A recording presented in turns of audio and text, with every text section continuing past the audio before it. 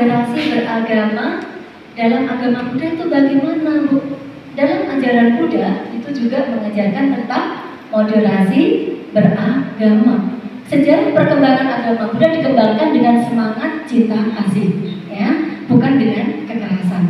Sang Buddha mengajarkan cinta kasih yang universal kepada semua siswanya, bahkan kepada umat beragama lain yang mau ikut ke ajaran Buddha. Buddha juga memberikan kebebasan, tidak langsung ayo ikut saya nanti masuk surga, enggak. Tetapi Sang Buddha mengingatkan kembali supaya mempertimbangkan kembali niatnya untuk mengikuti ajaran Buddha. Buddha sangat menghargai kebebasan setiap manusia untuk memilih dan menentukan sikapnya sendiri. Oke, nah ini kepada Nigroda, Buddha menjelaskan bahwa ia menyampaikan ajarannya tidak bertujuan untuk mendapatkan pengikut, ya, dan juga tidak membuat seseorang meninggalkan gurunya, tidak melepaskan kebiasaan dan cara hidupnya, tidak menyalahkan keyakinan dan doktrin yang telah dianut. Ia hanya menunjukkan cara membersihkan noda, meninggalkan hal-hal yang buruk yang menimbulkan penderitaan. Jadi Sang Buddha tidak pernah memaksa orang lain untuk mengikuti ajaran Buddha. Bahkan Sang Buddha sendiri berkata kepada suku Kalapa, jangan percaya dengan apa yang aku katakan, jangan percaya pada kitab suci, jangan percaya kepada apa yang disampaikan oleh para rohaniawan. Tetapi apabila apa yang diajarkan itu membawa kemajuan, membawa pembebasan dari penderitaan menuju kebahagiaan, maka ikutilah ajaran tersebut. Ya, Sang Buddha tidak pernah memaksakan siapapun untuk mengikuti ajarannya, tetapi harus ehipasiko. Apa itu ehipasiko? Oke, tepuk tangan berkesadaran. Iya, ehipasiko. Datang untuk membuktikan. Buktikan ajaran Buddha. Apabila ajaran Buddha itu membawa pada pembebasan dari penderitaan menuju pada kebahagiaan yang sejati, maka ikutilah ajaran tersebut. Lanjut. Nah, ini dalam Vinaya Pitaka 1 ya 236 sampai 237 bahwa Jenderal Siha, ya, Jenderal Siha itu penganut dan penyokong ajaran Jaina. Zaman kehidupan Buddha itu ada namanya agama Jaina, ajaran Jaina, ya. Nah, pada saat itu Jenderal Siha memohon kepada Buddha untuk diterima menjadi upasaka sebagai murid Buddha. Buddha tidak langsung menerimanya, namun Buddha menganjurkan agar ia mempertimbangkan keputusan tersebut, mengingat pengaruh kedudukan jenderal itu sendiri, ya. Dan sikap ini membuat Jenderal Siha menjadi sangat kagum terhadap Buddha. Seorang jenderal ingin menjadi pengikut Buddha, tapi Buddha tidak langsung menerimanya. Pertimbangkan dengan kedudukan, ya. Jadi Sang Buddha sangat toleran sekali, ya. Oke, lanjut lagi. Buddha selalu menerapkan ajaran toleransi dalam menerima siswa-siswanya, dan Buddha menganjurkan kerukunan kepada penganut agama lain.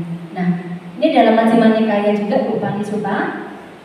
Ketika Upali dari agama Jaina memohon pada Buddha agar dia diterima muridnya, maka Buddha tidak langsung menerimanya juga. Jadi ada Jenderal Siha, ada Upali, ya kan? Nah, beliau tidak langsung menerimanya. Sang Buddha meminta Upali untuk memikirkan kembali sebelum benar-benar mengikuti ajaran Buddha. Oke? Nah, Upali, kau adalah murid yang bijaksana dari seorang guru besar yang sangat terpandang. Keinginanmu untuk menjadi penganutku, menjadi siswaku, pikirkanlah dengan seksama, jangan terburu nafsu.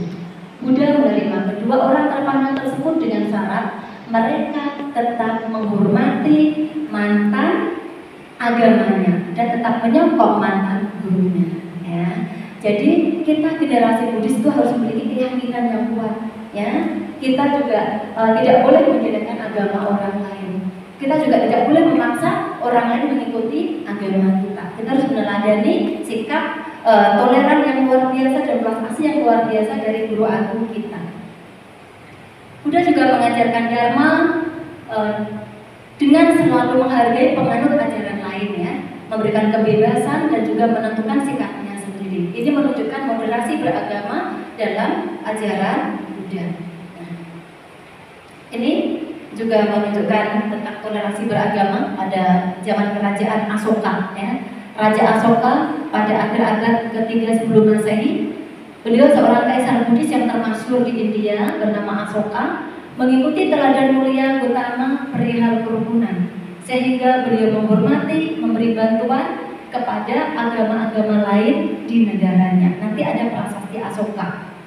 Nah ini, Raja Asoka mencanangkan kerukunan hidup antar umat beragama yang dikenal dengan Prasasti Batu Kalingga nomor 22 Raja Asoka.